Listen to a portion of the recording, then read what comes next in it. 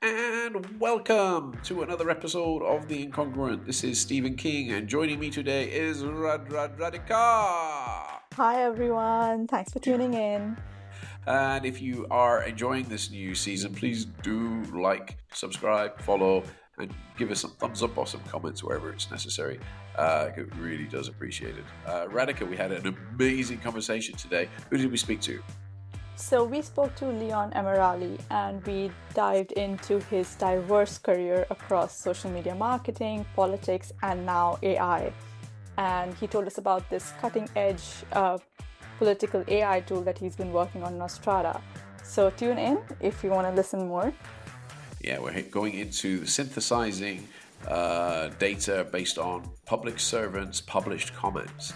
So we are creating digital twins here. Oh, not we are, but Leon is making digital twins of different government ministers, and you'll be able to have a conversation with them using a chatbot, which is really quite cool.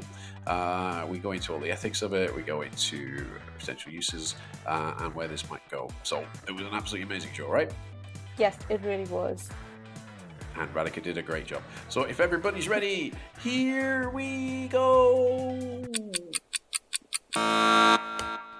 Welcome to another episode of The Incongruent. Today we have with us Leon Emirali. In 2009, while still at university, Leon started Poke, one of the UK's earliest social media marketing companies. He then went on to co-found Crest, the award-winning digital agency. After leading the business to year-on-year growth, his shareholding was acquired in 2019. After successful exits from two startups, he was appointed as the chief aide to a member of parliament and UK government cabinet minister. Following an eventful period in Westminster, which spanned the UK's withdrawal from the EU and onset of the COVID-19 pandemic, Leon returned to the private sector, advising executives who have led global businesses including Aston Martin, EasyJet, and Virgin Galactic. Today, outside of running his own ventures, he works as an advisor to advertising agency MNC Saatchi and political consultancy PLMR. Leon often appears as an expert commentator in the media and is a regular on BBC News and Sky News. Leon has written columns for Times, Telegraph, City AM, and others. His current venture, Nostrada AI, builds high-fidelity AI simulations of global political actors, enabling corporate, diplomatic, and defense applications in forecasting future policy, testing strategies, generating communications material, and preparing effectively for real-world engagement. Welcome to the podcast, Leon. Thank you very much for having me. So let's get into it. So the first question that we'd like to ask you, presently it's possible you have the distinction of being our youngest guest on this season of The Incongruent. Could you therefore share some of the many highlights of your relatively young career, from your startup entrepreneur Crest to your seat of power during the COVID-19 Brexit and back again to Nostrada? Great. Well, it's not often I get called young these days, but I will take it at any given opportunity. So thank you. I've had a very varied career, really, as you point out, Radhika. So I started really thinking about business at university. I did a exchange trip to China, so from Coventry University where I studied, and I spent sort of 7 months in China, and while I was there, sort of had the idea about creating a social media marketing company. And this was back in the day when social media was very fresh indeed. No one really understood it in the way that we do now. And I think being a young person back then, when I was really young, was a massive advantage, because businesses sort of knew they had to do social media, didn't really know how. Here's a young kid with a laptop. Let's take a punt on him. And it sort of grew a bit from there. So that was the first venture, and that was brilliant as a university student, and that was sort of the beginnings of Crest, which was an agency that I founded, I co-founded with a former colleague, and we were again just sort of two young people trying our best to get clients in the digital marketing space. Did a really good job of that, and my shareholding was acquired after a few years of really hard work of building the business, employing people, creating revenue, and was sort of thinking of what to do next, and out of the blue got a call from a friend of mine who knew a cabinet minister, and they said, "Do you want to come and work in Parliament in Westminster?" And I thought, yes, I do, because those opportunities don't come around that often, and it was an incredible opportunity just to sort of be in and around those incredible buildings. Sort of sitting in the back of a Jaguar and pulling up to Downing Street was one of those sort of pinch me moments, but it was a real sort of opportunity to see how the world really works. And it was an incredible time. We had Brexit, we had COVID, we had a 2019 general election. It was all sort of happening at once. So even though I only did that job for a short period, it spanned a lot, so I could have been there for a long, long time, it felt like anyway.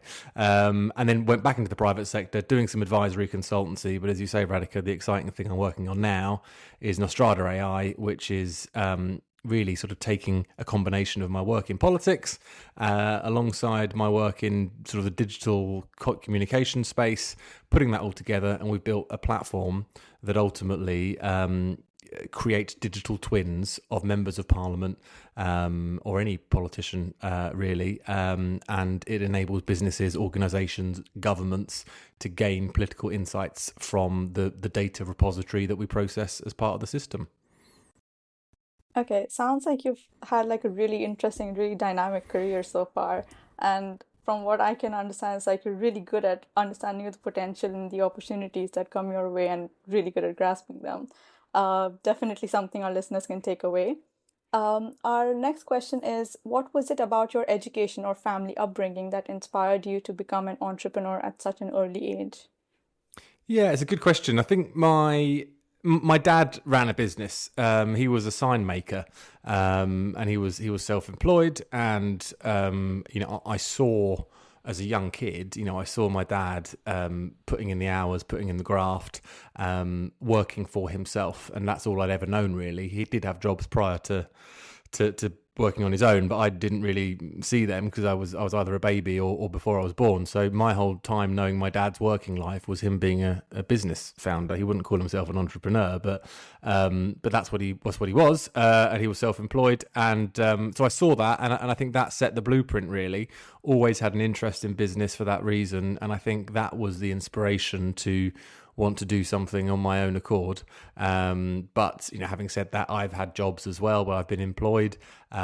Huge valuable experience. It's always good to make your mistakes on someone else's time and payroll, so that you don't make them in your own ventures. So there's a lot of learning to be done as an employee. I'm not knocking that, but for me, it was always wanting to start my own thing, do my own thing, create my own path. And I think that comes from seeing my dad do that really. So I'd say that's where it came from.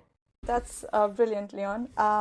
And so the next question is, you attained quite a senior position counselling a prominent minister in the post-referendum British Parliament. What was that like? Yeah, it was incredible. I've, as well as business being an interest, I've always had an interest in politics, and the opportunity to work for a government minister is quite rare. It was in the Brexit department initially, which was interesting because I voted to remain, but you either do this job or you don't do this job. So I sort of had to make the best of it. But it was an amazing experience and incredibly humbling to be there as a fairly young person, sort of in my early 30s, I think, at the time.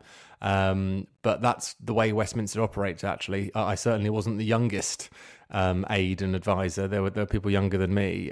So I think that's just the way that it works. And you need to be energetic.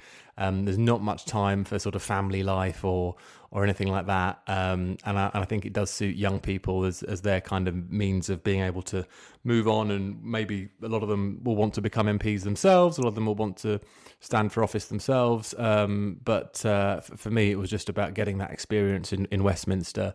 And as I say, it was a pretty historic time. So we saw a lot. And I think in British politics at that time, and people probably don't remember it, but it was Parliament was on TV every night, Brexit votes, and then as soon as that was done, it looked like that was done. The COVID happened literally on the day we left the European Union. We got the first case of COVID. So it was bouncing from one sort of crisis to the next, really. So it was a real learning curve, and so two departments. My minister worked in department for exiting the European Union, and then he was reshuffled to the Treasury. So again, that was a good experience to see another department up close, and just working in Westminster, being in the chamber, being in those buildings. It does sort of bestow on you a sense of history, really. So it was an amazing experience that I'm very grateful for. Brilliant. And so then moving on now to Nostrada, which brings everything all together. This fantastic digital twinning, synthesized data, machine learned. Tell us a little bit about what Nostrada is and why it makes it so exciting.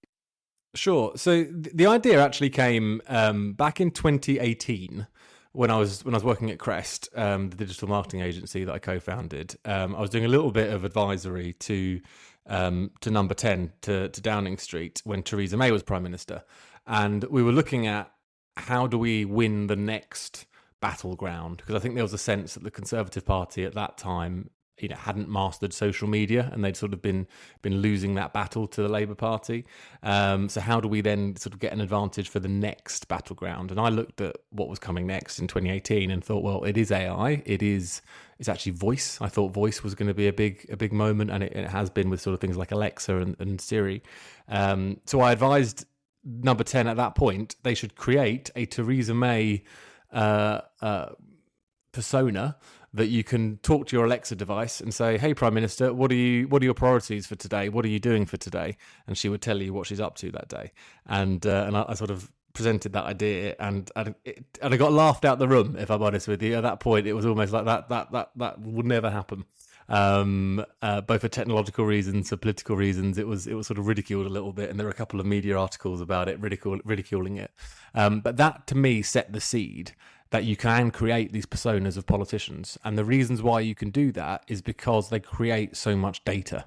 So whether that is speeches they're giving in Parliament, whether it is social media tweets, whether it is media interviews, whatever it might be, they are constantly generating this data. And then when sort of the LLM revolution took off in recent years, it just seemed to me that was a natural marriage between what we've got with the data that politicians produce, which crucially is in open source, it's public data because it's politicians producing it. The world owns that; it isn't anyone's property. So I thought, well, it makes sense that we put that into an LLM model, into a machine learning model, and make that work as an insights engine for politics, and that's where we're at.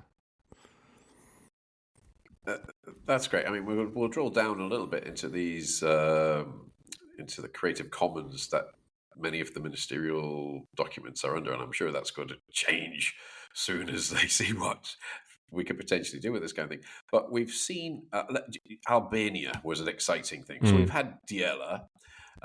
Lebanon had effectively one of the newspapers in Lebanon created a AI minister to help advise its own government.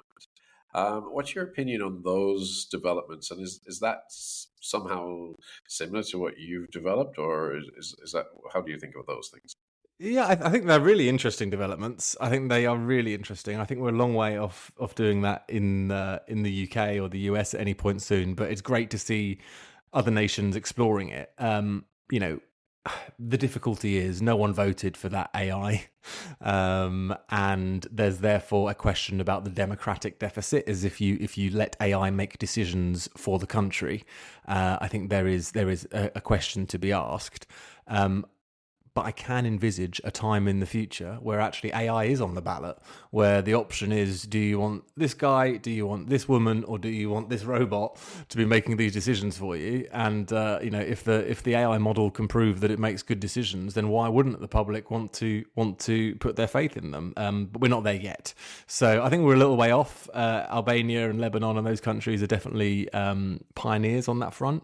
But I think there is a question to be asked about whether that is democratically the right thing to do or not. I've got some reservations about it.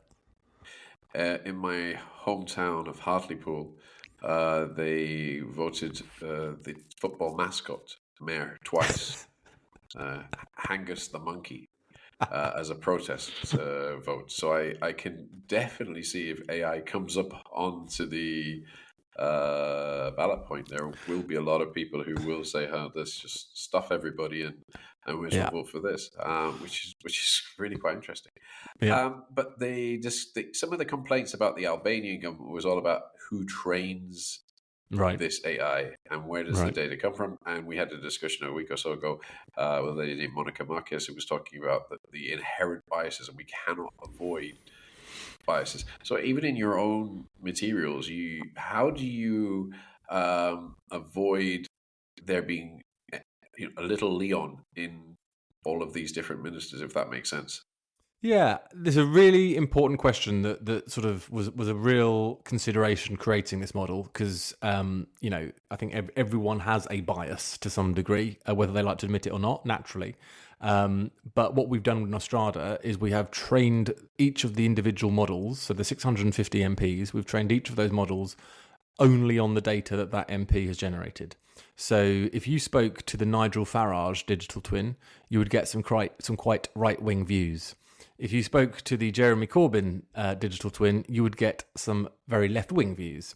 And I think that's the beauty of this model, is that it reflects only what the politician has inputted, and it synthesizes that data. So obviously there is some system prompting that goes over the top of that. But we are very strict on saying that you should accurately, as best as you can, reflect what has been said previously by these politicians to make your case. So it's not like an off-the-shelf LLM where you might chat to ChatGPT or Gemini or whatever, and you might sense a bit of political bias because they're coming at things through one lens. This comes at things through 650 different lenses, each of what that MP's own ideology is. So we try to reflect that, and I think we've done a pretty good job of that by sort of testing those two extremes in Parliament. Who are your right-wing MPs? Who are your left-wing MPs?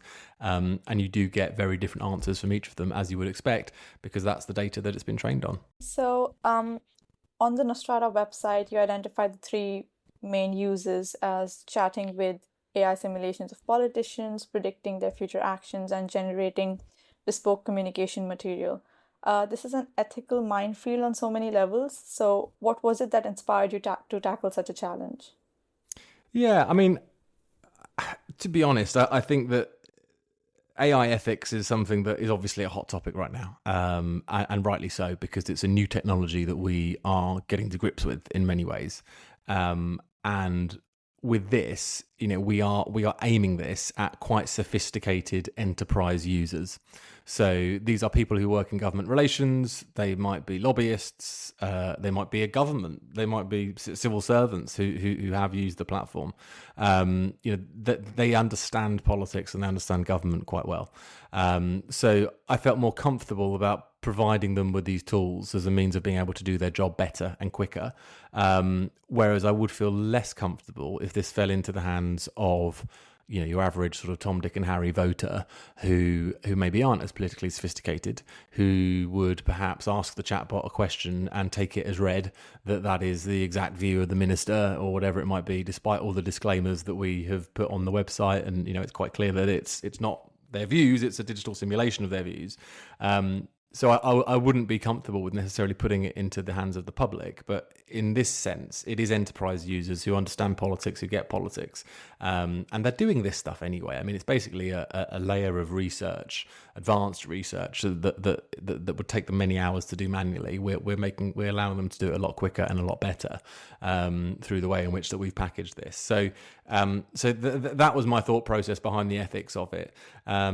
Obviously, the ethics around the data, so that was a consideration, and the great news that we've already touched on is that the great news for us is that the data is in common use, so anyone can sort of access that data and use it. It's not the MP's intellectual property. That's what you get for being a public servant, I guess. We don't use any of their private data, so even if we know, I don't know, let's say I'm friends with one of the MPs on Facebook behind a private account, we wouldn't input that data onto the platform. It is only data that is already in the public domain that we are synthesizing. So there were a lot of questions about ethics, big consideration for us, but we've got to a point where we're quite happy with what we're able to produce, and we think is actually doing quite good for the world, and being able to enable businesses to better understand how policy is made, how they can influence policy in a positive way, and that seems to be working quite well for us. Yeah, so you touched on this a little bit already, and there are some conflicting points on whether putting this information into the hands of corporate elite groups and lobbyists and possibly consumers is a democratic service or a peril. So, what is your perspective on that? Yeah, look, lobbyists get a bad rap, and I get that because that's where I started my career. But I think if you look beyond the headlines, and it isn't sort of brown paper envelopes and grubby deals, it's actually educating. It's about educating MPs and ministers who, by and large, tend to be generalists. Very few of them are specialists in a certain topic area. So if you're the minister in charge of health policy, let's say, wouldn't it make sense that you are speaking to a company in health who are experts on, whatever it might be, a certain pharmaceutical or whatever?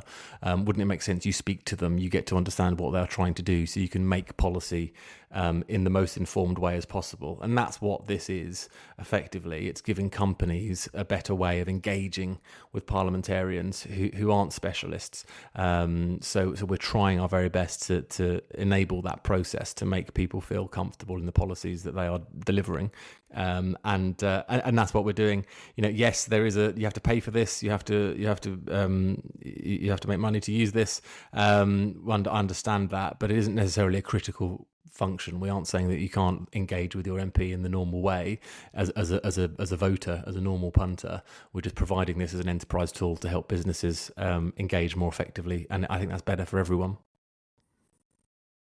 Moving towards the end here, I mean, we've had a few of our guests talking about this public data that is already in the public domain, and which is very rich. Given that you are already in this field, have you knocked heads with other people who are monetizing other data points? Or do you think that there are other pots of data gold out there that we could be looking at if we wanted to set up our own? Yeah, that is a massive question, because I think that's going to underpin a lot of what happens in AI in the next few years. And certainly in the UK, there's legislation going through Parliament right now around what do we do with AI? Is it what do we do with content and AI training? And I think the question at the moment is, do we make it a default that anything that's put out there AI can be trained on? And I think that's come under a lot of scrutiny from musicians and content creators, obviously, because they want to be paid for what they create, and I think that's a fair point. But no, I think there is a lot of rich open data, as you say, Steve. I haven't knocked heads with anyone doing anything similar, to be honest. I think because it's quite early in the process here. Not many people are sort of in this space necessarily, but I do think that there are opportunities for us to look at what's available publicly and how can we synthesize that. I think the government in particular should be looking at it in terms of what data they have access to. So, for example, NHS records, a huge amount of data the government owns. If the government can use AI to properly understand that data, to better understand how, I don't know, what time of day most people call the GP surgery, or what illnesses peak at what point in the year. If they can use that to plan public services, I think there is huge opportunity there. But it's about having the tool set, having the skill set within government to make sure that can actually happen. Good.